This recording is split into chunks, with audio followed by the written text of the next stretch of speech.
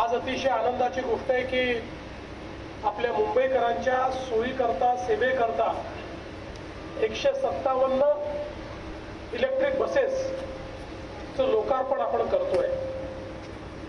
मागच्या काळामध्ये जेव्हा माननीय शिंदे साहेब हे राज्याचे मुख्यमंत्री होते त्यावेळी आपण हा निर्णय घेतला की आपल्या मुंबईकरांना अधिक सोयीच्या गाड्या दिल्या पाहिजेत आणि त्यासोबत मुंबईचं प्रदूषण देखील कमी केलं पाहिजे।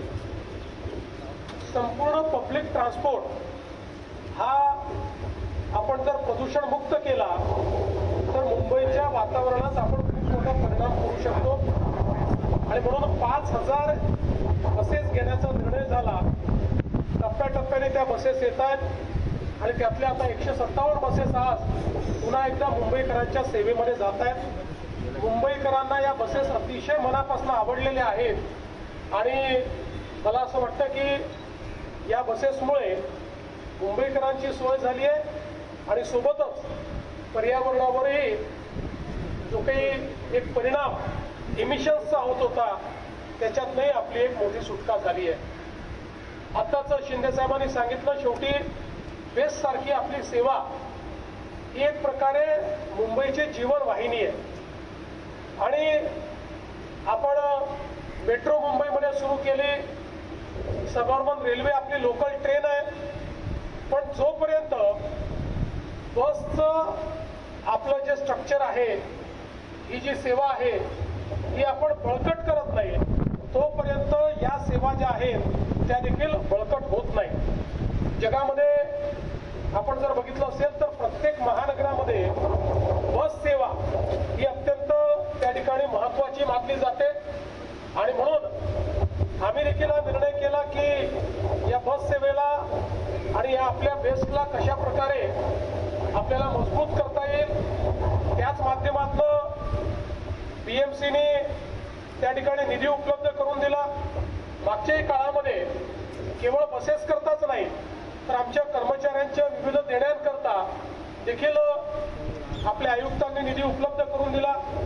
मला आठवतं मागे आपण पीपीएफचा विषय होता, आपले प्रसाद लाड असतील, आपले राव असतील, शशांक राव असतील यांच्यासोबत आपली चर्चा झाली। त्यानंतर पीपीएफचा विषय, कोविडच्या काळातले पैसे बाकी होते तेही आपण या ठिकाणी गगराणींना सांगितले, तेही त्यांनी उपलब्ध करून दिले आणि अर्थातच बोनसही आताच आपण नुकता त्या ठिकाणी दिला। त्यामुळे कर्मचाऱ्यांचे जे काही देणे आहेत तेही, कारण शेवटी कर्मचारी जर सॅटिस्फाईड राहिले तर सेवा अधिक चांगली चालेल हे देखील मानणाऱ्यांपैकी आम्ही आहोत। त्यामुळे एकीकडे या गोष्टी तर आपण करूच, पण त्याचसोबत आपल्याला अधिक प्रोडक्टिव्ह अशा प्रकारचं काम कसं करता येईल, अधिक इफेक्टिव्ह आपली सेवा कशी करता येईल हा देखील एक विचार सगळ्यांना मिळून करावा लागेल। जास्ती प्रोफेशनलिझम कसं आणता येईल हा प्रयत्न आपल्याला करावा लागेल।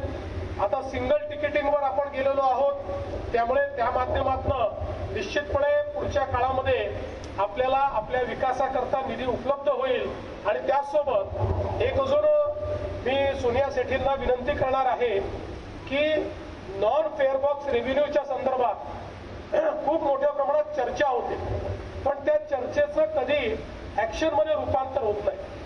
जोपर्यंत 40% रेव्हेन्यू हा नॉन फेअर बॉक्स होत नाही तोपर्यंत कुठलंही पब्लिक ट्रान्सपोर्ट किंवा कुठलीही सिटी बस ही त्या ठिकाणी फायद्यात येऊ शकत नाही आणि म्हणून नॉन फेअर बॉक्स रेव्हेन्यू मध्ये मुंबई सारख्या शहरामध्ये खूप मोठी आपल्याला त्या ठिकाणी संधी आहे। त्या संधीचा योग्य उपयोग करून आपण त्याच्यावर वर्किंग करावं आणि जास्तीत जास्त जर नॉन फेअर बॉक्स रेव्हेन्यू आपण वाढवला तर बेस्टला आपल्या पायावर उभं करण्याकरता, अधिक मजबूत करण्याकरता आपल्याला त्याचा मोठा फायदा होईल। त्या संदर्भात आपल्याला जी काही मदत राज्य सरकारची, बीएमसीची हवी असेल ती आम्ही निश्चितपणे या ठिकाणी देऊ, हा विश्वास मी आपल्याला देतो।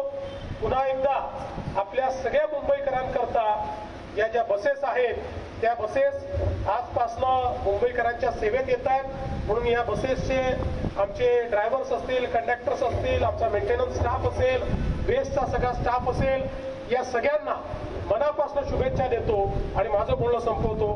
धन्यवाद। जय हिंद, जय महाराष्ट्र।